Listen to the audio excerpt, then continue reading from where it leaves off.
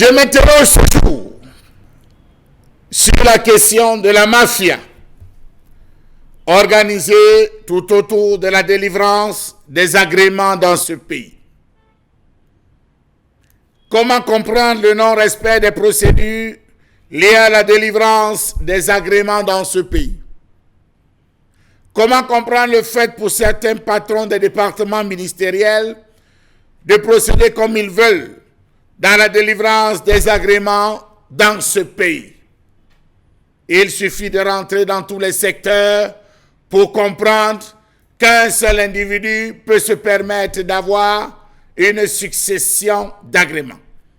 Comment comprendre l'absence de suivi qui accompagne la délivrance des agréments? Savez-vous que les détenteurs de ces agréments brillent par le non-respect absolu des charges contractuelles et sont constamment rappelés à l'ordre, sanctionnés, sans que jamais on ne parle de retraite définitive des 10 agréments? Comment comprendre la sous-traitance sauvage qui entoure cette affaire d'agrément dans ce pays? Certains sont passés maîtres dans l'art d'obtenir les agréments et d'ensuite mettre à la disposition de certaines multinationales contre forte somme.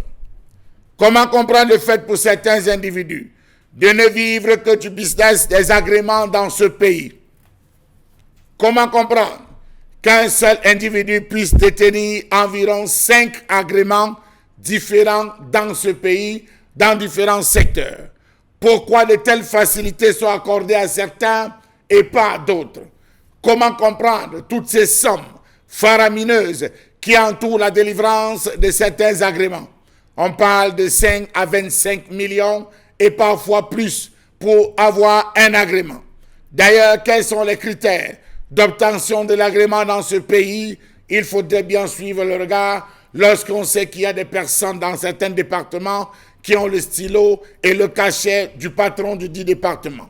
Comment comprendre que certains chefs de département ministériels ont fait de l'agrément les mangeoires par excellence jusqu'au plus haut niveau?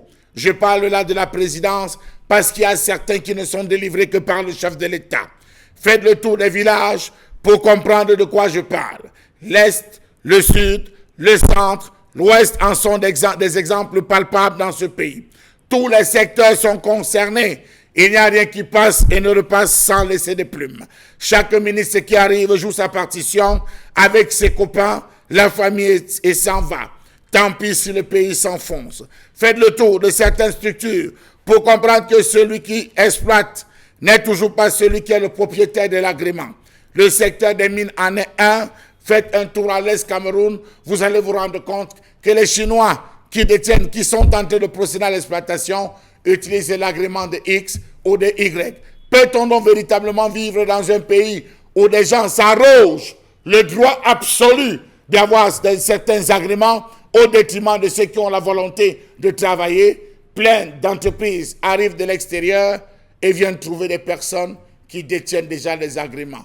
Les Camerounais qui se battent à vouloir obtenir, on vous informe que c'est réservé à une caste de personnes dans différents secteurs. Chacun se bat comme il peut à mettre les moyens. Une seule personne bat les records, elle a 5 agréments. D'autres vont jusqu'à avoir 6. Est-ce que cela est dit dans la loi au Cameroun qu'une personne peut avoir 6 agréments et les 6, il n'exploite aucun?